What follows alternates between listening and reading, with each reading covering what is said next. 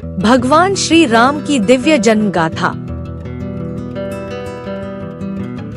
अयोध्या के प्रतापी राजा दशरथ अपनी 3 रानियों कौशल्या, कैकेयी और सुमित्रा के साथ संतान की कामना कर रहे थे।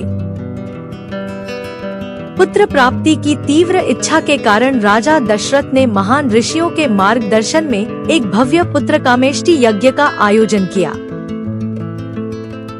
यज्ञ की पूर्णाहुति के बाद अग्नि देव प्रकट हुए और उन्होंने राजा दशरथ को दिव्य खीर का पात्र प्रदान किया। राजा दशरथ ने वह दिव्य प्रसाद अपनी 3 रानियों में वितरित किया, जिससे उनके जीवन में खुशियों का संचार हुआ। अंततः अयोध्या में 4 तेजस्वी पुत्रों का जन्म हुआ, राम, भरत, लक्ष्मण और शत्रुघ्न, जिससे पूरा राज्य आनंदित हो उठा। इन 4 भाइयों में सबसे बड़े श्री राम वास्तव में भगवान विष्णु के अवतार थे, जो अधर्म का नाश करने आए थे। सीता स्वयंवर, शिव धनुष का अहंकार। मिथिला के भव्य महल में सन्नाटा छाया हुआ था, जहां राजा जनक ने एक असंभव चुनौती रखी थी कि जो शिव धनुष को उठाएगा वही सीता से विवाह करेगा। दुनिया भर से आए अहंकारी राजाओं ने अपनी पूरी शक्ति लगा दी, लेकिन वह भारी धनुष अपनी जगह से 1 इंच भी नहीं हिला। जब सब हार मान चुके थे, तब गुरु विश्वामित्र के संकेत पर शांत और सौम्य राम धीरे धीरे धनुष की ओर आगे बढ़े। पूरी सभा में फुसफुसाहट शुरू हो गई कि क्या यह कोमल शरीर वाला युवक उस विशाल और भारी शिव धनुष को उठा पाएगा। जैसे ही राम ने धनुष को छुआ, एक दिव्य ऊर्जा फैली और उन्होंने प्रत्यंचा खींचते ही धनुष को बीच से 2 टुकड़ों में तोड़ दिया। पूरा महल कांप उठा और सीता ने मुस्कुराते हुए राम के गले में वरमाला डाली, जिससे अहंकार का अंत और धर्म की जीत हुई। श्री राम का कठिन वनवास। अयोध्या के महल में खुशी का माहौल था, क्योंकि राजा दशरथ अपने सबसे प्रिय पुत्र राम के राज्याभिषेक की तैयारी कर रहे थे। तभी रानी कैकेयी ने राजा दशरथ को उनके पुराने 2 वरदानों की याद दिलाई, जिससे पूरे महल में सन्नाटा छा गया। कैकेयी ने पहला वरदान मांगा कि भरत को अयोध्या का राजा बनाया जाए और राम को राज्य से दूर भेजा जाए। दूसरे वरदान के रूप में कैकेयी ने मांग की कि राम को पूरे 14 वर्षों के लिए घने जंगलों में वनवास दिया जाए। पिता के वचन को निभाने के लिए राम ने बिना किसी दुख के सहर्ष वनवास स्वीकार किया और राजसी वस्त्र त्याग दिए। माता सीता और भाई लक्ष्मण ने भी राम का साथ देने का निर्णय लिया और तीनों मिलकर अयोध्या की सीमाओं से बाहर निकल गए। सीता हरण की दुखद गाथा। वन के शांत वातावरण में शूर्पणखा ने अपनी सुंदरता से राम को लुभाने की कोशिश की, लेकिन उसका घमंड चूर चूर हो गया। अपमानित होकर शूर्पणखा अपने भाई रावण के पास पहुंची और उसे सीता की सुंदरता के बारे में बताकर उकसाया।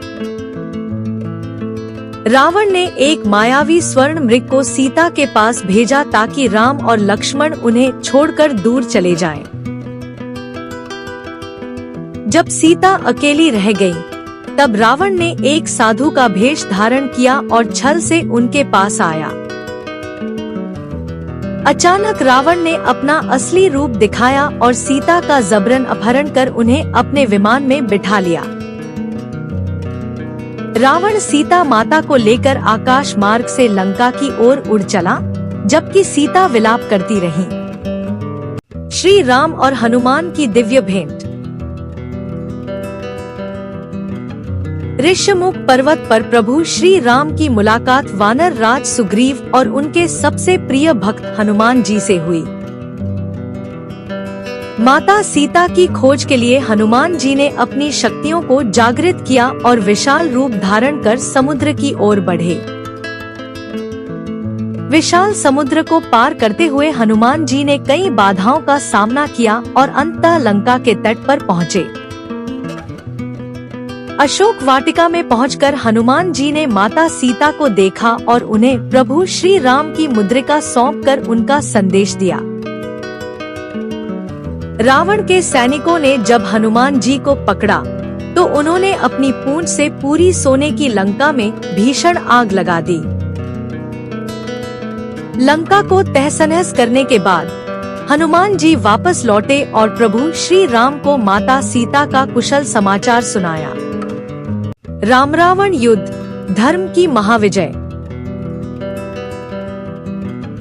वानर सेना के वीर योद्धाओं ने समुद्र के बीचों बीच पत्थरों से एक विशाल और अद्भुत सेतु का निर्माण किया ताकि वे लंका पहुंच सकें। जैसे ही राम की सेना लंका के तट पर पहुंची, चारों ओर युद्ध का माहौल बन गया और वानरों ने लंका की सेना पर हमला कर दिया।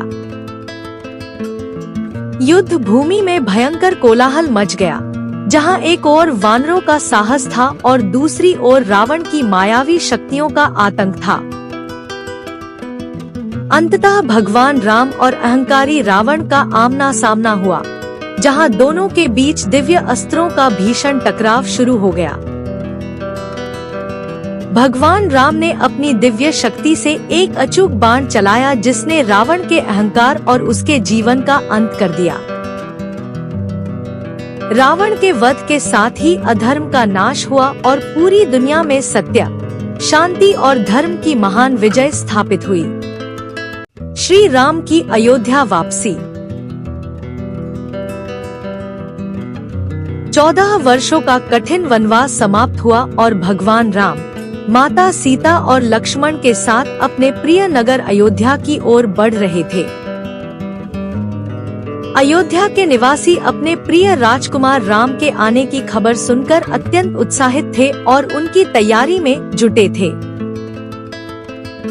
जैसे ही राम और उनके साथी नगर के द्वार पर पहुँचे, पूरी अयोध्या नगरी खुशियों से झूम उठी और फूलों की वर्षा होने लगी।